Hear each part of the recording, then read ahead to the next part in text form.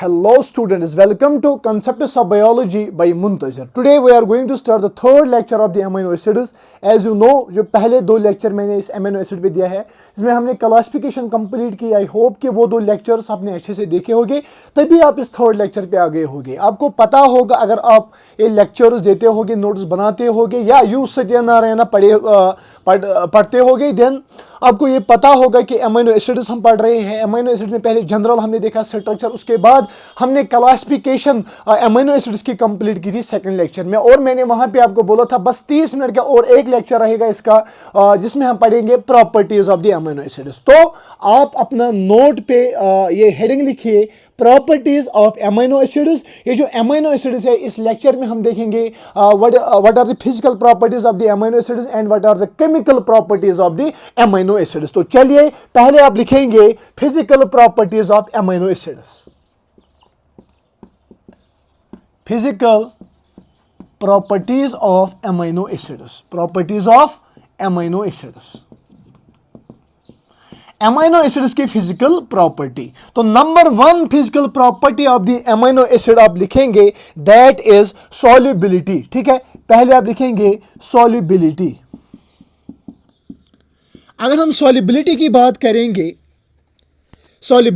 करेंगे, most of the amino acids, most मैं सारे नहीं बोल रहा हूं, most of the amino acids वो है जो वाटर में सॉल्युबल है, बट ये ऑर्गेनिक सॉल्वेंट्स में सॉल्युबल नहीं होते हैं. तो चलिए अब लिखेंगे most of amino acids, most of amino acids are soluble in water, और soluble in water but insoluble in organic solvents. Organic solvents में ये क्या है? ऑर्गेनिक सॉल्वेंट्स में ये इनसॉल्युबल है. तो सबसे पहले मैं physical properties of amino acids की बात कर रहा हूं. Number 1 physical property of amino acid is solubility. Most of the amino acid soluble होते हैं वाटर में बट इनसॉल्युबल होते हैं ऑर्गेनिक सॉल्वेंट्स में. ऑर्गेनिक सॉल्वेंट्स में ये इनसॉल्युबल होते हैं बट मोस्ट ऑफ द, सारे नहीं, most of the amino acids होते हैं सॉल्युबल वाटर में. ठीक है, this is the first physical property of amino acids. ठीक है, नंबर 2 फिजिकल प्रॉपर्टी आप लिखेंगे दैट इज मेल्टिंग पॉइंट. अगर हम मेल्टिंग पॉइंट की बात करेंगे ना, ठीक है, number 2 is melting point.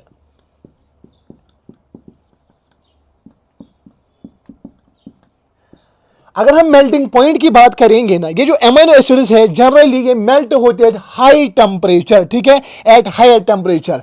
Amino generally amino acids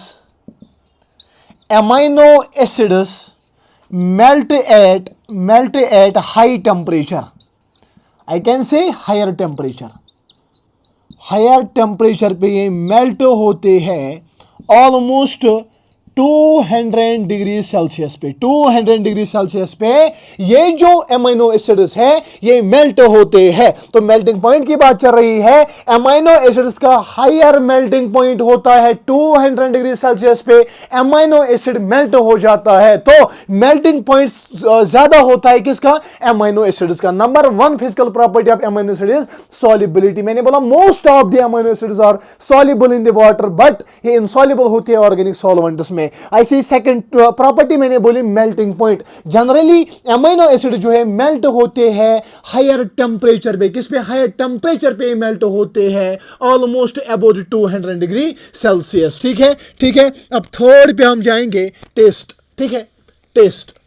I hope कि आप नोट बनाते होंगे. ठीक है, ये जो फिजिकल एंड केमिकल प्रॉपर्टीज है ना, physical and chemical properties 3-4 marks का क्वेश्चन तो बनेगा. और वो आपको बस वो कहते हैं ना वो उठाने हैं, वो नीचे हो गया, आपको उठाने हैं. ठीक है, इसलिए बहुत आसान है. इससे पहले जो हमने अमीनो एसिड में उसमें थोड़ा हमें स्ट्रक्चर देखना है, बट यहाँ पे बिल्कुल याद आपको रखना है solubility, melting point and number 3 is taste. ठीक है, थर्ड इज टेस्ट.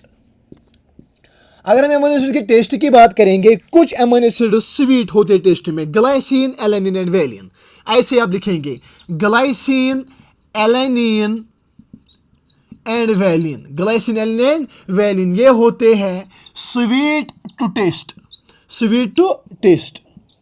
ठीक है। ऐसे ही अगर हम बात करेंगे ल्यूसिन की, ये जो ल्यूसिन LEU ल्यूसिन जो होते हैं ना, इट इज टेस्टलेस, ये टेस्टलेस होता है, ल्यूसिन इज टेस्टलेस। ऐसे ही अगर हम थर्ड की बात करें, that is the isoleucine and arginine.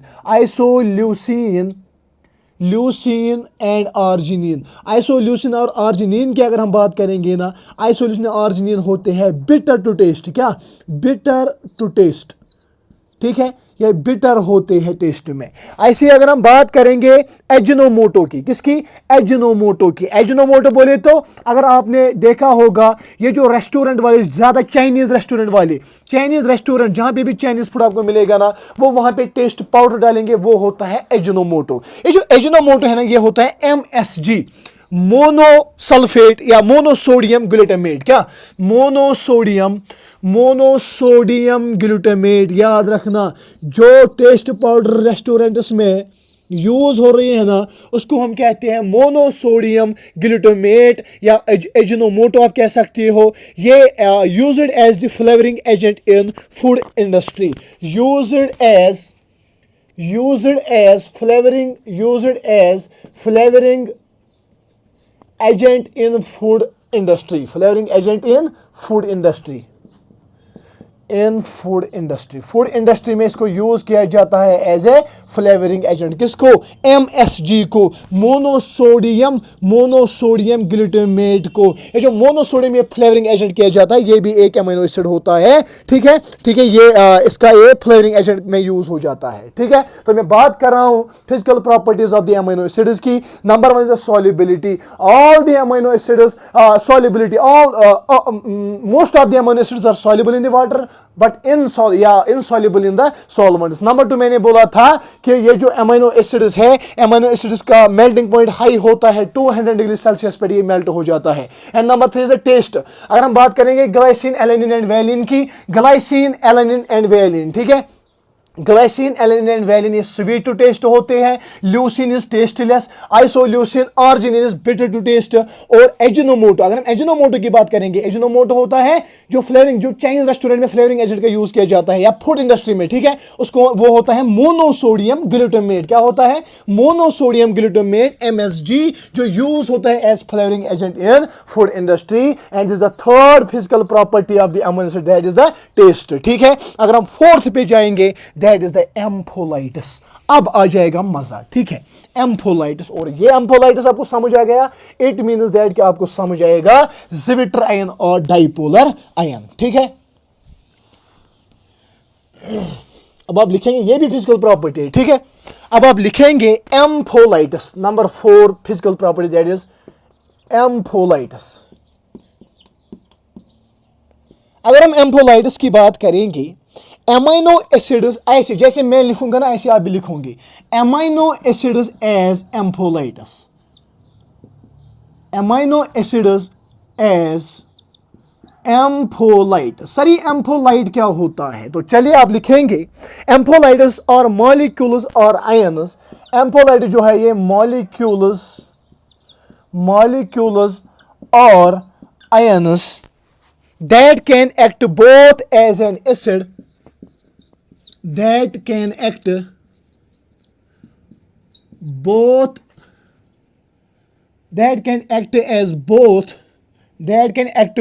as acid as well as base, ठीक है। तो molecules or ions that can act both as acid as well as base depending on the environment they are, depending on the environment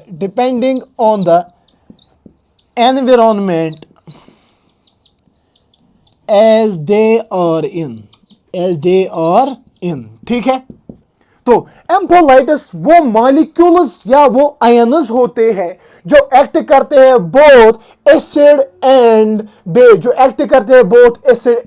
base, ये depend करता है ये किस environment में है। तो एम्फोलाइटिस वो मॉलिक्यूल्स या वो आयन्स होते हैं जो एक्ट करते हैं both as acid and base, depend करता है ये किस एनवायरनमेंट में है, ठीक है, ये किस एनवायरनमेंट में है। This dual behaviour means they can donate, this dual behavior means This dual behavior means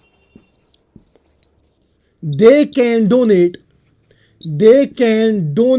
or accept protons, donate or accept protons, ठीक है, यानी H plus ions, protons यानी H plus ions, यानी H plus ions depending on the pH of the solution, depending on the pH of solution, pH of solution, ठीक है। तो मैं एम्फोलाइटिस की बात कर रहा हूं। एमाइनो एसिड जो है ये एज एम्फोलाइटिस होते हैं। सर वो एम्फोलाइटिस क्या होते हैं?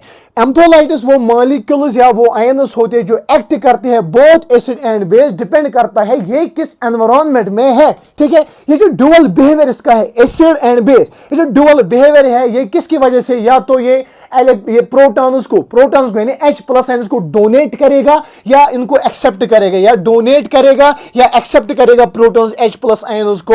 ये डिपेंड करता है हम किस पीएच में इसको रखेंगे, ठीक है। हम इसको किस पीएच में हम रखेंगे। सर हमें यहां पे समझ आगे अभी मैं ज़िविट्राइन आपको पढ़ाऊंगा, उसमें आपको समझ आएगा जब मैं स्ट्रक्चर बनाऊंगा, ठीक है। उस वक्त मैं किसी एमाइनो एसिड को लूंगा, उसका अपना आइसोइलेक्ट्रिक पीएच पे डालूंगा, वहां पे आप देखना वो एक्ट करेगा acid as well as base, ठीक है। तो यहां पे याद रखना है एम्फोलाइटिस वो मॉलिक्यूल्स है, वो आयन्स होते हैं जो बोथ एक्ट करते हैं एसिड एंड बेस, जो डिपेंड करता है एनवायरनमेंट में, किस एनवायरनमेंट में वो प्रेजेंट है, ठीक है। इस डुअल बिहेवियर किसकी वजह से, या तो ये डोनेट करता है H प्लस यानी प्रोटॉन्स को, या तो एक्सेप्ट करता है, डिपेंड करता है पीएच ऑफ द सॉल्यूशन पे, ठीक है, डिपेंड करता है पीएच ऑफ द सॉल्यूशन पे। तो ये जो एमाइनो एसिड्स है इनके पास बेसिक एमाइनो ग्रुप होता है और एसिडिक कार्बोक्सिलिक ग्रुप होता है एज दे बिहेव एज एम्फोलाइटिस। तो अगर हम एमाइनो एसिड की बात करेंगे, किसकी, तो अगर हम एमाइनो एसिड की बात करेंगे, एमाइनो एसिड में बेसिक कौन सा ग्रुप होता है सर, एमाइन ग्रुप होता है। एसिडिक कौन सा होता है, कार्बोक्सिलिक या कार्बोक्सिलिक ग्रुप होता है, ठीक है। इट मींस दैट कि ये एक्ट करता है एज एम्फोलाइट, एज एमाइनो एसिड है एम्फोलाइट। तो ऐसे आप लिखेंगे एमाइनो एसिड जो है, एमाइनो एसिड एज एम्फोलाइट। एम्फोलाइट कैसे है, अब है कि अगर हम एमाइनो एसिड की बात करेंगे, यहां से CO नेगेटिव होता है, यहां से NH3 पॉजिटिव होता है, यहां से H होता है और यहां से R वेरिएबल है। अगर मैं इस एमाइनो एसिड की बात करूंगा, इस एमाइनो एसिड में एसिडिक ग्रुप कौन होता है, कार्बोक्सिलिक ग्रुप, ठीक है, और बेसिक ग्रुप कौन होता है, NH3 ग्रुप। ये किसी पर्टिकुलर पीएच पे है अभी, ठीक है, ये किसी पर्टिकुलर पीएच पे है अभी। तो it means at a particular pH ये जो एमाइनो एसिड है ये बिहेव करता है as acid as well as the base, and इसको हम कहते हैं एम्फोलाइट। क्या कहते हैं, एम्फोलाइट कहते हैं। तो जो मैंने यहां पे इस स्ट्रक्चर में मैंने आपको बताया, ये हम पहले लिखेंगे कि they have a basic amine group and an acidic, they have a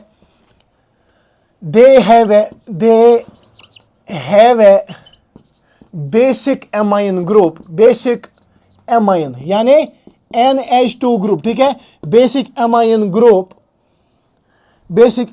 group and acidic carboxylic group and acidic carboxylic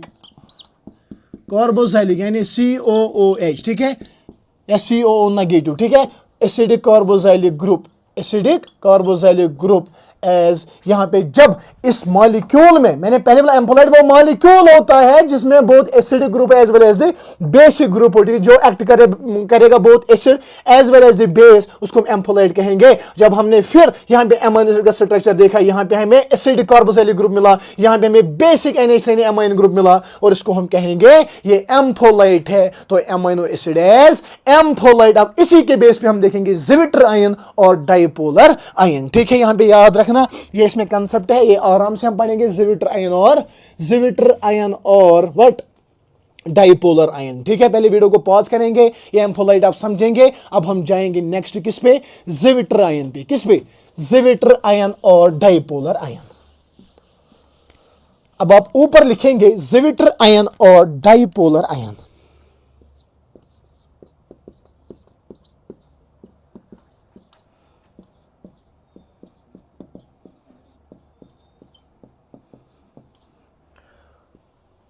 Zwitter ion or dipolar ion. Zwitter ion is a hybrid molecule containing positive and negative ion groups. Zwitter ion is hybrid molecule, ऐसे आप लिखेंगे, ठीक है, hybrid molecule contains, Zwitter ion is hybrid molecule contains positive and negative ionic groups, ionic group. Zwitter ion जो है ना, zwitter ion एक hybrid molecule होता है, ठीक है, ये एक हाइब्रिड मॉलिक्यूल होता है जिसमें बहुत positive and negative ionic groups मिलेंगे आपको, ठीक है। तो ज़्विटर आयन एक हाइब्रिड मॉलिक्यूल होता है that contain positive and negative ionic groups, ठीक है। The amino acid rarely exists in neutral form, ठीक है। The amino acids rarely exists in neutral form. किसमें? न्यूट्रल फॉर्म में एग्जिस्ट करता है। सर कैसे करता है? एज अगर हम बात करेंगे, इसमें free COH and free NH2 group होता है, विद फ्री कार्बोक्सिलिक ग्रुप, ठीक है, फ्री कार्बोक्सिलिक ग्रुप होता है, कार्बोक्सिलिक ग्रुप होता है, एंड फ्री NH2 ग्रुप होता है, एंड फ्री NH2 ग्रुप होता है, यानी एमाइन ग्रुप होता है, ठीक है। तो मैं बात कर रहा हूं ज़्विटर आयन और डाइपोलर आयन की। Zwitter ion is a hybrid molecule, hybrid molecule होता है जिसमें both positive and negative ionic groups आपको मिलेंगे। एमाइनो एसिड रियरली एग्जिस्ट करता है न्यूट्रल फॉर्म में, एज इसमें एसिडिक ग्रुप भी है एंड बेसिक ग्रुप भी है, ठीक है। एज इसमें एसिडिक फ्री यानी फ्री कार्बोक्सिलिक ग्रुप होता है और फ्री NH2 ग्रुप होता है, ठीक है, फ्री NH2 ग्रुप होता है, ठीक। तो इतना आप लिखेंगे, हम अभी आगे जाएंगे। तो ज़्विटर आयन एक हाइब्रिड मॉलिक्यूल होता है जो कंटेन करते हैं positive and negative ionic groups, ठीक है। और हम अमीनो एसिड की बात करेंगे। अमीनो एसिड जो है, अमीनो एसिड ये रेयरली एग्जिस्ट करता है फ्री फॉर्म में, ठीक है, रेयरली एग्जिस्ट करता है न्यूट्रल फॉर्म में, एज इसमें फ्री कार्बोक्सिलिक एसिड ग्रुप होता है और एमाइन ग्रुप होता है, ठीक है, एमाइन ग्रुप होता है। अब आप लिखेंगे नेक्स्ट पॉइंट इसमें कि इन स्ट्रॉन्ग एसिडिक पीएच, इन स्ट्रॉन्ग, पहले आप थोड़ी लिखेंगे उसके बाद में एक ही डायग्राम में आपको समझाऊंगा, ठीक है। In strong acidic pH, acidic pH का मतलब क्या है? लो पीएच, ठीक है। In strong acidic pH, low pH, in strong acidic pH, the amino acid is positively charged, the amino acid is positively charged, positively charged. Amino acid क्या है? ये positively charged है in strong acidic pH, in strong acidic pH. ये जो amino acid है, amino acid is a cation, ये positively charged होता है। स्ट्रॉन्ग एसिड, जब पीएच हम कम करेंगे स्ट्रॉन्ग एसिडिक पीएच में, ये जो अमीनो एसिड है ये पॉजिटिवली चार्जड होता है, यानी ये एक्ट करता है as cation in strong alkaline pH, ठीक है। In strong alkaline pH the amino acid is negatively charged. In strong alkaline pH, in strong alkaline pH यानी हाई पीएच, साउंड से ऊपर, ठीक है, high pH, alkaline pH, the amino acid is negatively charged, amino acid negatively charged होता है। It means that it is anion. High pH पे यानी लो पीएच, हाई पीएच यानी strong pH, strong high acidic pH, strong pH पे, यानी जब pH कम करेंगे, 7 से नीचे जब जाता है ना, at that time it's acidic pH, तो अमीनो एसिड पॉजिटिवली चार्ज यानी कैटायन होता है। इन स्ट्रॉन्ग अल्कलाइन पीएच यानी high pH, amino acid negatively charge यानी एनायन बिहेव करता है, एनायन बिहेव करता है। मैंने पहले आपको बोला ज़्विटर आयन या डाइपोलर आयन वो आयन होता है, ज़्विटर आयन या डाइपोलर आयन वो आयन होता है, या हाइब्रिड आयन होता है जो जिसमें positive as well as negative charge होता है, नेगेटिव चार्ज आयनिक ग्रुप्स होते हैं, ठीक है, ठीक है। Each amino acid has, अब आप लिखेंगे each amino acid has what? Each amino acid has their has characteristic pH, has characteristic pH, characteristic pH. अगर हम बात करेंगे एग्जांपल की, एग्जांपल यहां पे लेंगे आप ल्यूसीन, ठीक है, ल्यूसीन का कैरेक्टरिस्टिक पीएच 6.0। इस पीएच पे जो ल्यूसीन है ना, ये जो ल्यूसीन है ना, at which it carries both positive and negative charges, as in this pH, in this pH, in that pH, ठीक है, इन या in this pH, in this pH it carries both what, positive charge, ठीक है, positive charge यानी cation, and negative charge, and hence at pH 6.0 leucine it is what, it is Zwitter ion या dipolar ion, ये act करता है as Zwitter ion. तो मैं बात कर रहा हूं Zwitter आयन की। Zwitter आयन वो हाइब्रिड मॉलिक्यूल होता है जिसमें बहुत positive and negatively charge ionic groups पाए जाते हैं, ठीक है। उसके बाद नेक्स्ट पॉइंट मैंने आपको बोला कि ये जो अमीनो एसिड रियरली एग्जिस्ट करता है, किसमें, न्यूट्रल फॉर्म में, इसमें एज एसिडिक ग्रुप भी होता है और बेसिक ग्रुप भी होता है इसमें। एंड आफ्टर दैट मैंने बोला स्ट्रॉन्ग एसिडिक पीएच यानी लो पीएच के ऊपर ये जो अमीनो एसिड है, अमीनो एसिड पॉजिटिवली चार्ज होता है, ये एक्ट करता है as cation. In the strong alkaline pH यानी हाई पीएच पे, अल्कलाइन पीएच पे अमीनो एसिड ये नेगेटिवली चार्ज यानी एनायन होता है, ठीक है। Each amino acid has a characteristic pH, हर किसी अमीनो एसिड का अपना कैरेक्टरिस्टिक पीएच होता है। अगर हम ल्यूसीन की बात करेंगे, ल्यूसीन 6.0 इसका कैरेक्टरिस्टिक पीएच है जिस पे ये एक्ट करता है एज बोथ, एज इस पीएच पे कैरी करता है both positive charge as well as negative charge. मैंने पहले बोला वो आयन, वो अमीनो एसिड या वो आयन, ठीक है, वो अमीनो एसिड जिसमें बोथ जो कैरी करेगा both positive as well as negative charge, both cation and anion, उसको हम Zwitter आयन कहेंगे। ऐसे ल्यूसीन 6.0 एक पर्टिकुलर पीएच पे 6.0 पे ये कैरी करता है both positive charge as well as negative charge, hence it is Zwitter ion, ये Zwitter आयन है, ठीक है, ये Zwitter आयन है। तो ये जो पीएच 6.0 है ना, पीएच 6.0 है ना, इस पीएच को हम कहेंगे, यहां पे हम ल्यूसीन की बात करेंगे, ल्यूसीन का पीएच 6.0 होता है और इस पीएच को हम कहते हैं आइसो इलेक्ट्रिक पीएच। क्या कहते हैं, आइसो इलेक्ट्रिक पीएच कहते हैं। तो आइसो इलेक्ट्रिक पीएच वो पीएच होता है, याद रखना, डायरेक्टली एक मार्क्स का क्वेश्चन आएगा, आइसोइलेक्ट्रिक पीएच कौन सा पीएच होता है, ठीक है, what is isoelectric pH. Isoelectric pH वो पीएच होता है जिस पे एक मॉलिक्यूल एक्ट करता है एज Zwitter आयन। ऐसे ल्यूसीन का आइसोइलेक्ट्रिक पीएच 6.0 है जिस पे ये कैरी करता है both positive as well as negative charge, जिस पे कैरी करता है both positive as well as negative charge, ठीक है। यहां तक समझ आ गया आपको, यहां तक आया समझ, तो यहां पे वीडियो पॉज कीजिए और हम यहां पे डायग्राम एक बनाएंगे, उसमें आप सारा ये जो अभी तक मैंने Zwitter आयन, ये जो एम्फोलाइट्स के बाद Zwitter आयन पढ़ा है वो आपको एकदम बीएमएस ब्रेन में सेट हो जाएगा, ठीक है, ठीक है। अब आप इस डायग्राम में समझेंगे इस Zwitter आयन को, ठीक है, जो अभी तक मैंने थ्योरी में आपको बताया, अब इस डायग्राम में आप समझेंगे, इस डायग्राम में नहीं, ये स्ट्रक्चर में समझेंगे, ठीक है।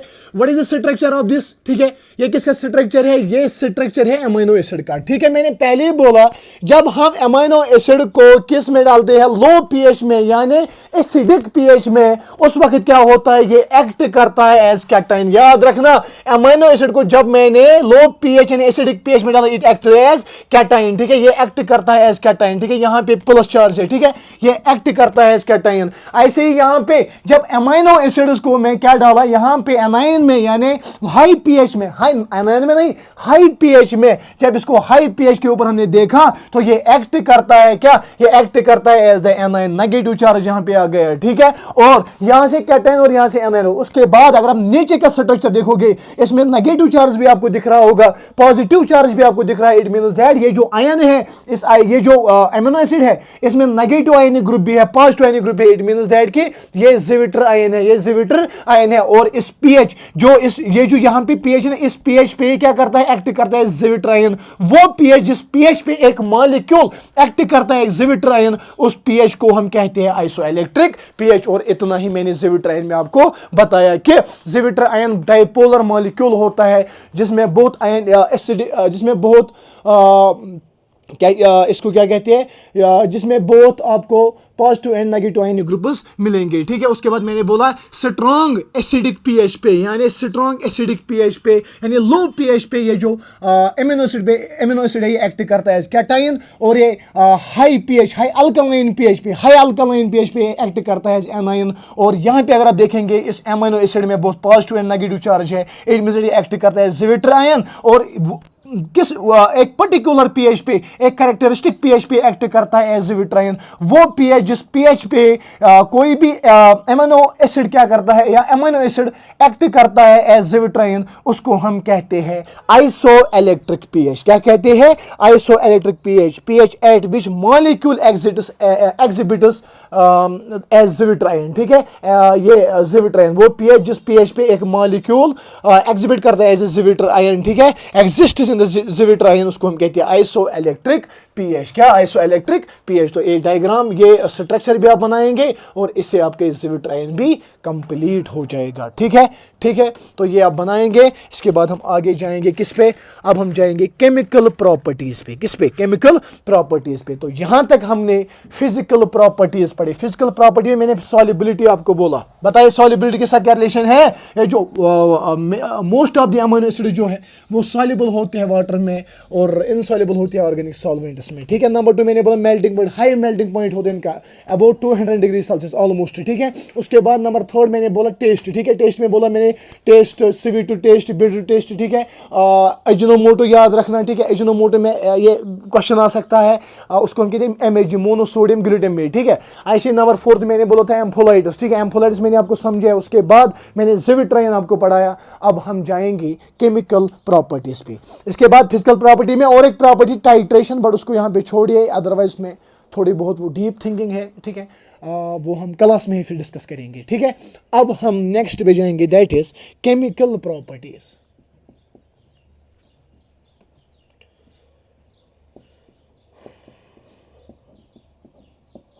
जे तू अखिया दे सामने नहीं रहना तो भी साडा दिल मोड़ दे।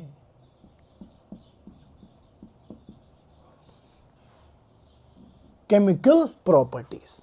तो केमिकल प्रॉपर्टीज की अगर हम बात करेंगे, the general reaction of amino acids are mostly due to the presence of 2 functional groups, namely carboxyl group and amino group. Chemical properties या केमिकल रिएक्शन हो जाती है 2 ग्रुप्स के साथ जो प्रेजेंट होते हैं एमिनो एसिड में। एक तो कार्बोजाइलिक एसिड ग्रुप। ठीक है, कार्बोजाइलिक एसिड ग्रुप यानी COOH ग्रुप के साथ केमिकल रिएक्शन हो जाती है, इसकी वजह से होती है। और number 2 is amino group. Number 2 is amino group, that is NH2 amino group.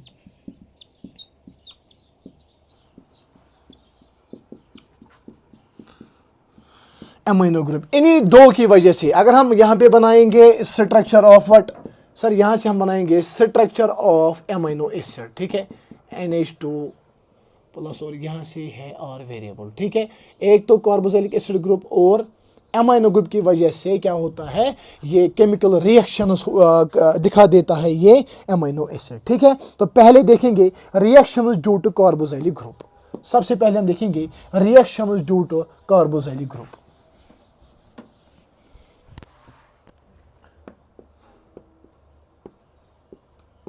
Reactions due to carboxylic group.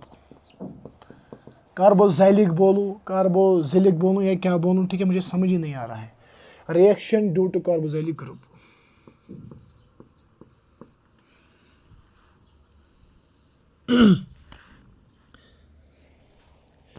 पहला आप लिखेंगे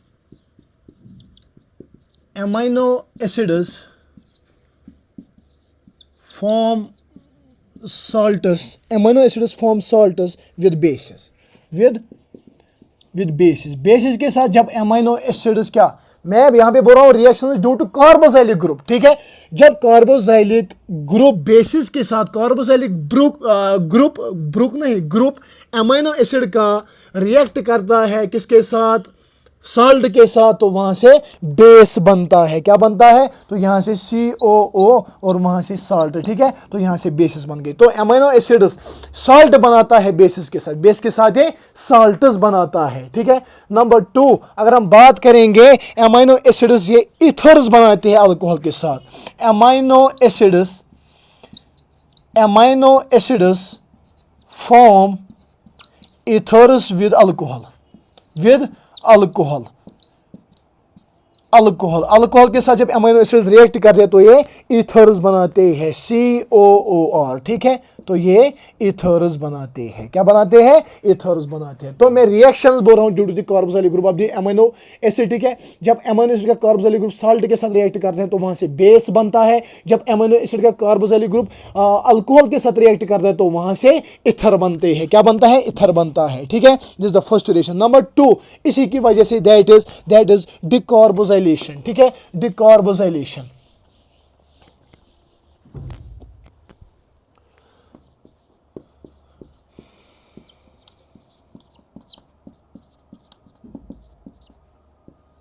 अगर हम डिकार्बोक्सिलेशन की बात करेंगे, amino acids undergo decarboxylation to produce corresponding amines. Amino acids undergo decarboxylation. Amino acids undergo decarboxylation to produce corresponding aminos.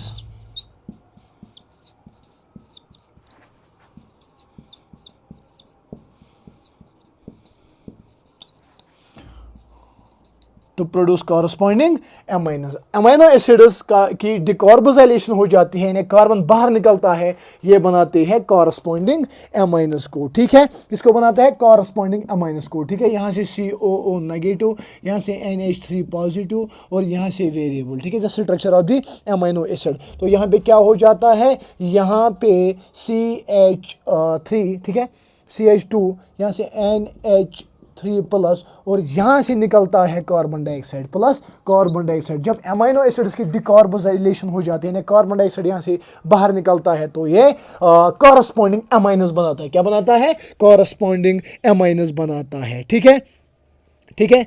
तो यहाँ पे इस रिएक्शन की सिग्निफिकेंस है, क्या है? This reaction assumes significance in living cells due to formation of many biological important amines, ठीक है।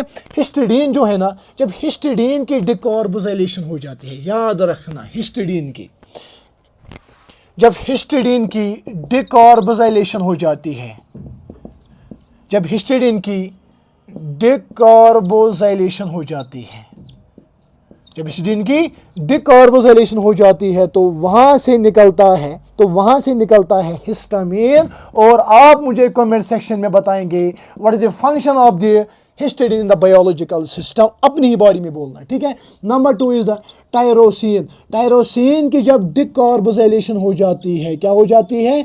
डिकार्बोक्सिलेशन किसकी? टायरोसिन की। तो वहां से निकलता है टायरामीन, ठीक है, टायरामीन वहां से निकलता है। ऐसे ही नंबर 3 अगर हम बात करेंगे, जब यहाँ पे ग्लूटामेट की क्या हो जाती है? जब ग्लूटामेट की डिकार्बोक्सिलेशन हो जाती है तो यहाँ से निकलता है गामा एसिटोब्यूटारिक एसिड, ठीक है, gamma amino butyric acid, gamma amino butyric acid.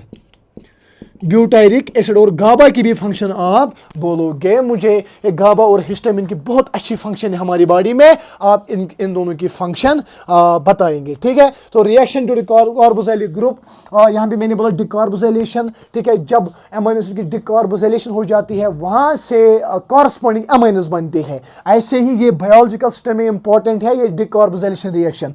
Histidine की डिकार्बोक्सिलेशन रिएक्शन हमारी बॉडी में होती है ना, तो वहां से हिस्टामिन निकलता है। ऐसे टायरोसिन, ठीक है, टायरोसिन की डिकार्बोक्सिलेशन जब होती है तो वहां से टायरामीन निकलता है। ग्लूटामेट की डिकार्बोक्सिलेशन जब होती है तो वहां से गाबा बन जाता है, गामा एमिनो ब्यूटारिक एसिड बनता है। तो ये थे reactions due to the carboxylic group of the amino acids, ठीक है। पहले मैंने बोला कि जब कार्बोक्सिलिक एसिड अमीनो ग्रुप का साल्ट के साथ, अमीनो एसिड का साल्ट के साथ रिएक्ट करता है तो वहां से बेस बनते हैं, बेस के साथ वहां से बेस बनता है, ठीक है। ऐसे ही मैंने बोला नंबर 2 कि जब इसकी रिएक्शन हो जाती है अमीनो एसिड की कार्बोक्सिलिक ग्रुप को अल्कोहल के साथ रिएक्ट हो जाता है तो वहां से निकलता है एस्टर्स निकलते हैं, ठीक है। ऐसे डिकार्बोक्सिलेशन मैंने बताया, ठीक है। अब हम देखेंगे reactions due to the amine group, ठीक है, रिएक्शंस ड्यू टू द या रिएक्शंस विद अमोनिया, ठीक है, रिएक्शंस विद अमोनिया। पहले इसी के हम देखेंगे reactions with ammonia. Reactions with ammonia. Ammonia के साथ जब carboxylic group of the amino acid react करते हैं तो वहां से क्या निकलता है, ठीक है। अगर हम बात करेंगे एस्पार्टिक एसिड प्लस NH3, ठीक है, एस्पार्टिक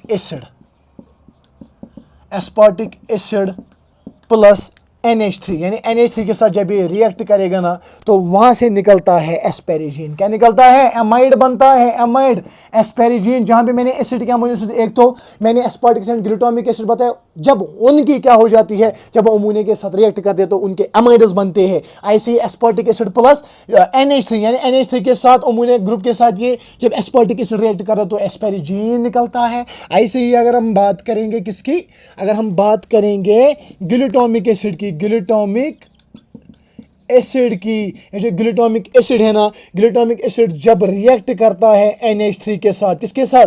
NH3 के साथ जब ये रिएक्ट करता है तो ग्लूटामीन निकलता है। क्या निकलता है? ग्लूटामीन यहां से निकलता है। तो जब एसिडिक अमीनो एसिड्स, याद रखना एसिडिक अमीनो एसिड्स और एमाइड्स मैंने पढ़ा था, glutamic aspartic acid, glutamic acid की मैंने बताया वहां पे ग्लूटामीन उसका क्या है, एमाइड है। बट कैसे बनता है? जब ग्लूटामिक एसिड रिएक्ट करता है अमोनिया के साथ तो वो ग्लूटामीन बनाता है। ऐसे एस्पार्टिक एसिड जब अमोनिया के साथ रिएक्ट करेगा तो वो बनाता है एस्पेरिजीन। क्या बनाता है? एस्पेरिजीन बनाता है, ठीक है। ये थी reactions due to the what, due to the COH group of the amino acids, ठीक है। डिकार्बोक्सिलेशन याद रखना और अमोनिया के साथ रिएक्शंस याद रखना और साल्ट और अल्कोहल के साथ याद रखना इसकी रिएक्शंस। अब हम सेकंड पढ़ेंगे reactions due to NH2 group. ये जो एमाइन ग्रुप है ना, एमाइन ग्रुप की वजह से कौन कौन सी रिएक्शंस हो जाती है, तो ऊपर आप लिखेंगे रिएक्शंस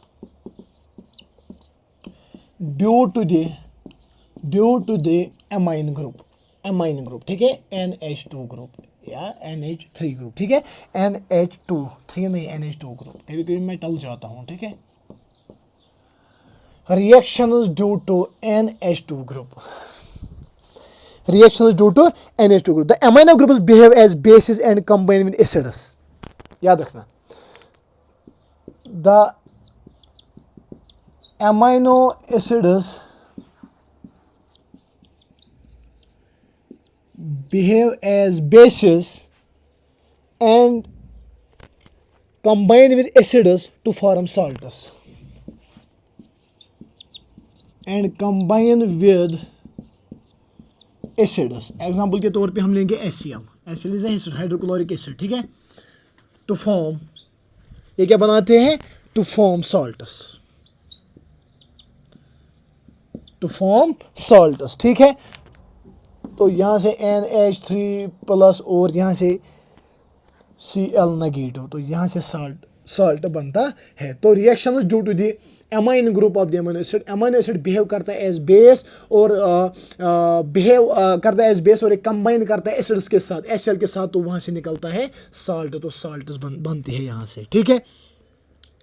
तो नंबर 2 यहां पे आप लिखेंगे ट्रांसएमाइनेशन।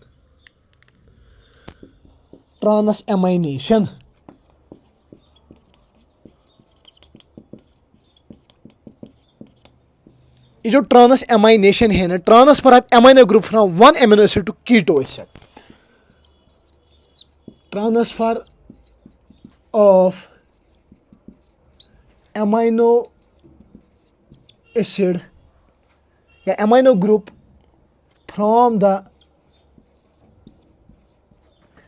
The amino acid to a keto acid,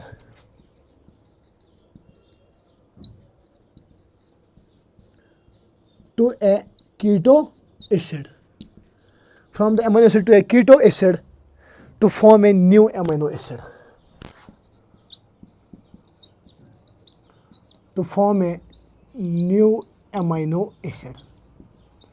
ठीक है। तो ट्रांसएमाइनेशन क्या होता है? एक एमिनो एसिड का एक एमिनो एसिड का में जो amino transfer amino from the transfer of amino group, ठीक है, ट्रांसफर ऑफ एमिनो ग्रुप,